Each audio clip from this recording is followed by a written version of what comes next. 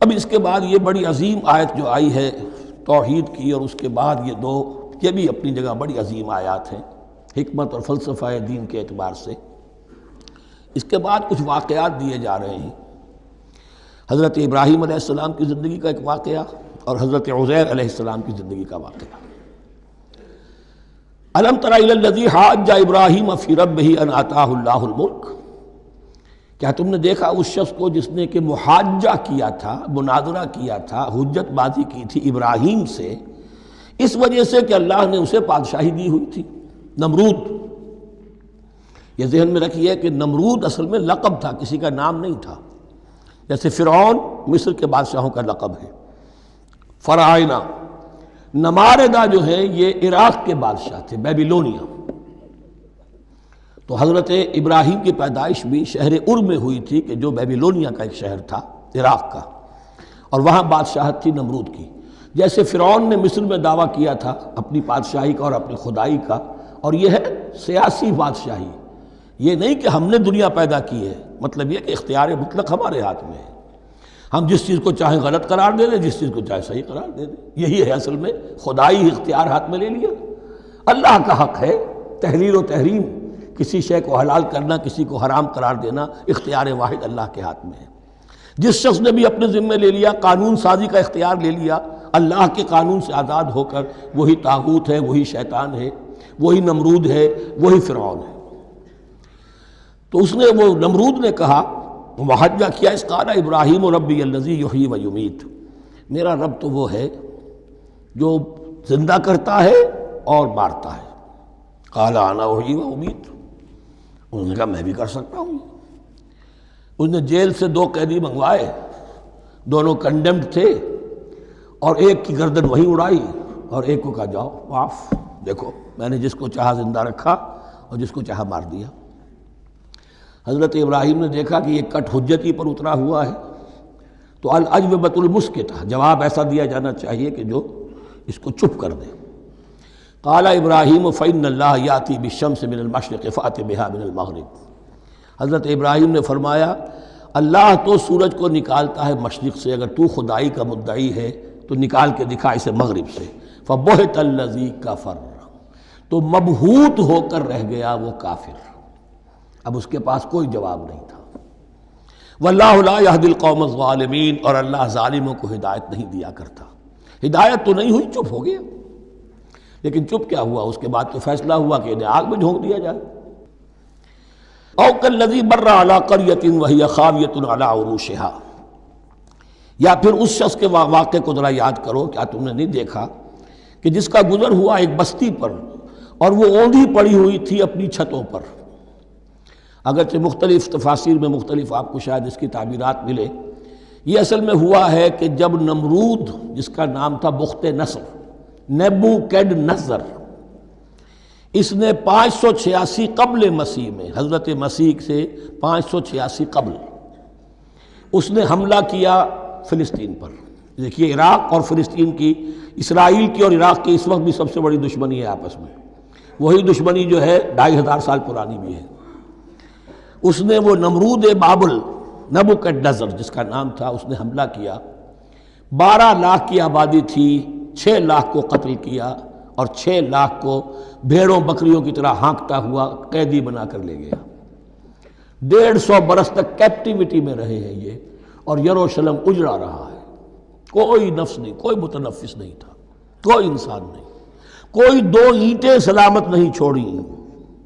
اسی وقت وہ ہیکل سلیمانی جو ہے وہ شہید کیا گیا، اور ان کے کہنے کے مطابق اس کے ایک تہخانے میں وہ تابوت سکینہ بھی تھا، جہاں ربائی ان کے موجود تھے، اور وہ ربائی بھی وہیں پر ان کی موت واقع ہوئی، اور تابوت سکینہ بھی ہے، اگر ان کا قول صحیح ہے۔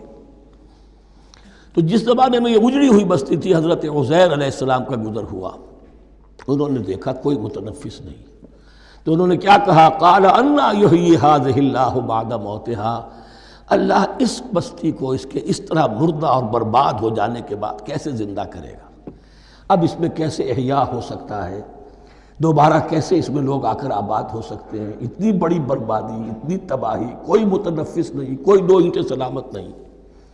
فَأَمَاتَهُ اللَّهُ مِئَةَ عَامٍ ثُمَّ بَعَثَهُ، تو اللہ نے اس پر موت وارد کر دی 100 برس کے لیے، اور پھر انہیں اٹھایا۔ قال کم لبثت، سوال کیا کتنے عرصے رہے ہو یہاں؟ حضرت عزیر جو ہیں، چونکہ جو رینائسنس ہوا ہے تاریخ بنی اسرائیل میں، اس کے نقیب، اس کے اصل جو بنیاد ہے وہ یہ ہے۔ انہوں نے پھر اصلاح کی، جو زوال ان میں آیا تھا اخلاقی اور دینی، پھر یہ اٹھے کمر کس کر جب اللہ تعالیٰ نے یہ مشاہدات کرا دیے، اور پھر جا کر وہاں تبلیغ کی اور دعوت کی دی، اور وہی ان یہودیوں کے اندر جو کیپٹیوٹی میں تھے انہیں پھر اصل دین کی تعلیم دی، روح دین کو زندہ کیا، تو گویا کہ وہاں سے پھر ان کا احیاء ہوا ہے۔ کب لبثت، کتنے عرصے رہے ہوگے تم؟ قال لبثت یوما و بعض یوم، اب اس کو ایسے محسوس ہوا جیسے سویا تھا تھوڑی دیر کے لیے، میں ایک دن رہا ہوں یا دن کا کچھ حصہ۔ قال بل لبثت 100 عام، نہیں، اللہ نے فرمایا نہیں، تم 100 سال رہے ہو۔ فانظر الی طعامک و شرابک لم یتسنہ، تو ذرا اپنے کھانے اور جو مشروب تمہارے ساتھ تھا سفر میں، ذرا اس کو دیکھو، ان کے اندر کوئی بساند پیدا نہیں ہوئی، سڑے نہیں ہیں، ان کے اندر کوئی خرابی پیدا نہیں ہوئی۔ وانظر الی حمارک، آپ دوسری طرف اپنے گدھے کو دیکھو جو تمہاری سواری کا گدھا تھا۔ وَلَنَجْعَلَكَ آیَةً لِلنَّاسِ، وہ بالکل ختم ہو چکا تھا، اس کی ہڈیاں ہی رہ گئی تھیں، گوشت گل چکا تھا، کچھ نہیں تھا، 100 برس۔ وانظر الی حمارک وَلِنَجْعَلَكَ آیَةً لِلنَّاسِ، اور ہمیں تو بنانا ہے تجھے ایک نشانی لوگوں کے لیے، یعنی خود اے عزیر تمہیں ایک نشانی بنانا ہے، اور تمہیں نشانی بنانے کے لیے یہ نشانی ہم تمہیں دکھا رہے ہیں تاکہ یقین جو ہے، یقین کامل تمہارے اندر پیدا ہو جائے۔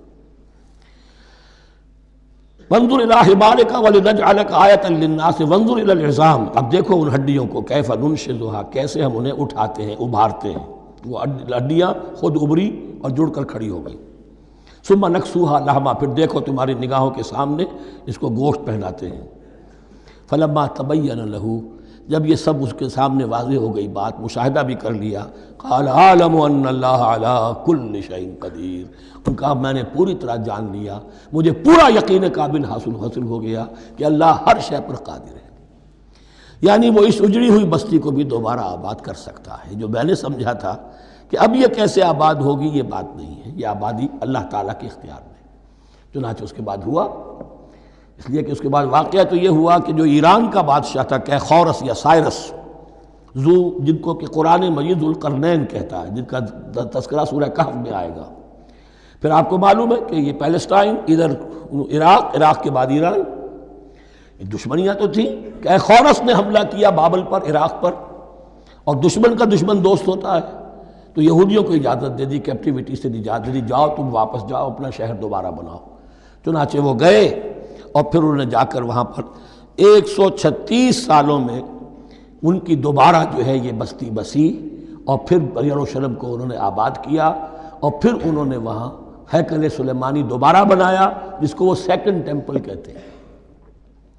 وہ سن 70 عیسوی میں ٹائٹس رومن جنرل کے ہاتھوں تباہ ہوا تھا، جو اب تک تباہ ہوا پڑا ہے۔ 1927 برس سے ان کا کعبہ زمیں بوس ہے، یہ نوٹ کر لیجئے اس بات کو۔ اسی لیے آگ لگی ہوئی آج دنیا بھر کے یہودیوں کے دلوں میں۔ اب تو ہماری حکومت ہے وہاں پر، ہم اپنا یہ جو بھی کچھ یہاں پر اس احاطے میں بنا دیا گیا ہے، اس سب کو ختم کریں گے اور اپنا ہیکل سلیمانی بنائیں گے۔ اس کے بلو پرنٹس بن چکے ہیں، نقشے بن چکے ہیں، ہر چیز تیار ہے، بس کسی دن کوئی ایک دھماکہ ہوگا، کوئی بم جو ہے کہیں پر پلانٹ کیا جائے گا، خبر آ جائے گی کہ کسی فینیٹک نے کہیں وہاں پر جا کر رکھ دیا، جیسے ایک فینیٹک گیا تھا مسجد الخلیل میں اور 70 مسلمانوں کو شہید کر کے خود بھی اس نے خودکشی کر لی تھی، اور ڈاکٹر تھا، امریکن ڈاکٹر گولڈ سٹین۔ اسی طریقے کا کوئی فینیٹک جائے گا اور وہ اس کو گرا دے گا، پھر کہیں گے جب یہ گر ہی گیا ہے، جیسے مسجد ایودھیا کا معاملہ ہے، اب گر گئی ہے تو بھائی ہمیں رام مندر بنانے دو، کاہے کو تم اب یہ مسجد کاہے کو بناتے ہو، وہ ہوگا۔ اور یہ میں سمجھتا ہوں کہ چند ہفتوں کی یا چند مہینوں کی بات ہے، یہ ہونے والا ہے فوراً۔ بہرحال یہ تو ہو گیا حضرت عزیر کا قصہ۔ اب اسی طرح کا ایک معاملہ حضرت ابراہیم کا مشاہدہ ہے۔ وَإِذْ قَالَ إِبْرَاهِيمُ رَبِّ أَرِنِي كَيْفَ تُحْيِي الْمَوْتَىٰ، اور یاد کرو جب کہ ابراہیم نے بھی کہا تھا پروردگار ذرا مجھے دکھا دے، مشاہدہ کرا دے، تو مردوں کو کیسے زندہ کرے گا۔ قَالَ أَوَلَمْ تُؤْمِنْ، اللہ تعالیٰ کا سوال جو ہے بہت تیکھا ہے، تو کیا تم ایمان نہیں رکھتے؟ قَالَ بَلَىٰ، ایمان تو میرا ہے، میں مانتا ہوں ایمان ہے، ولیکن لیطمئن قلبی، پورا دل کا اطمینان چاہتا ہوں، پورا یقین ہو جائے۔ اور یہ انبیاء کا معاملہ ہے، سب کا ہے۔ انبیاء کو چونکہ ایمان اور یقین کا ایک ایسی فرنس بنانا ہوتا ہے کہ جن سے ایمان و یقین دوسروں میں سرایت کرے، تو ان کے ایمان و یقین کے لیے انہیں مشاہدات ایسے کرا دیے جاتے ہیں کہ پھر ان کے لیے وہ ایمان صرف ایمان بالغیب نہیں رہتا، بلکہ وہ ایمان بالشہود بھی ہو جاتا ہے۔ کذالک نری ابراہیم ملکوت السماوات والارض، اسی طرح ہم نے دکھائے ابراہیم کو آسمان اور زمین کے ملکوت، جو بھی ہماری حکومت ہے، جو وہ مخفی حکومت ہے، جو کاسمک ایک اسٹیٹ ہے، اس کی گورنمنٹ ہے اور اس کے تمام اہلکار ہیں، فرشتے ہیں، ہم نے مشاہدہ کرایا ابراہیم کو۔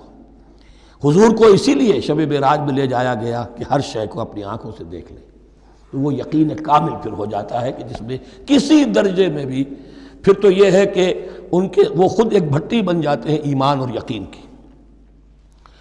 قال بلا ولکن لیطمئن قلبی قال فخذ اربعۃ من الطیر فصرهن الیک، تو فرمایا اچھا ٹھیک ہے، 4 پرندے لے لو، انہیں اپنے ساتھ ملا لو، ہلا لو کہ وہ تمہارے ساتھ تمہاری آواز سن کر آ جایا کریں۔ ثم اجعل علی کل جبل منہن جزءا، پھر ان کے ٹکڑے کرو اور ہر پہاڑ پر ایک ایک ٹکڑا رکھ دو۔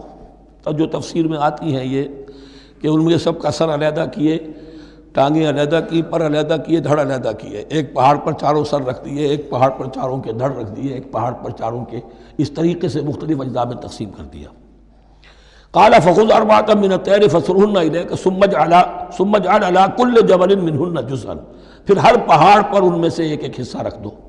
ثم ادعوہن، پھر ان کو ذرا پکارو، وہی سیٹی بجاؤ جو تم بجاتے تھے ان کو بلانے کے لیے۔ یاتین ثم ادعوہن یاتینک سایہ، وہ دوڑتے ہوئے آ جائیں گے۔ وَاعْلَمْ أَنَّ اللَّهَ عَزِیزٌ حَکِیم، اور جان لو اس بات کو یقین کے ساتھ کہ اللہ تعالیٰ زبردست ہے، کمال حکمت والا۔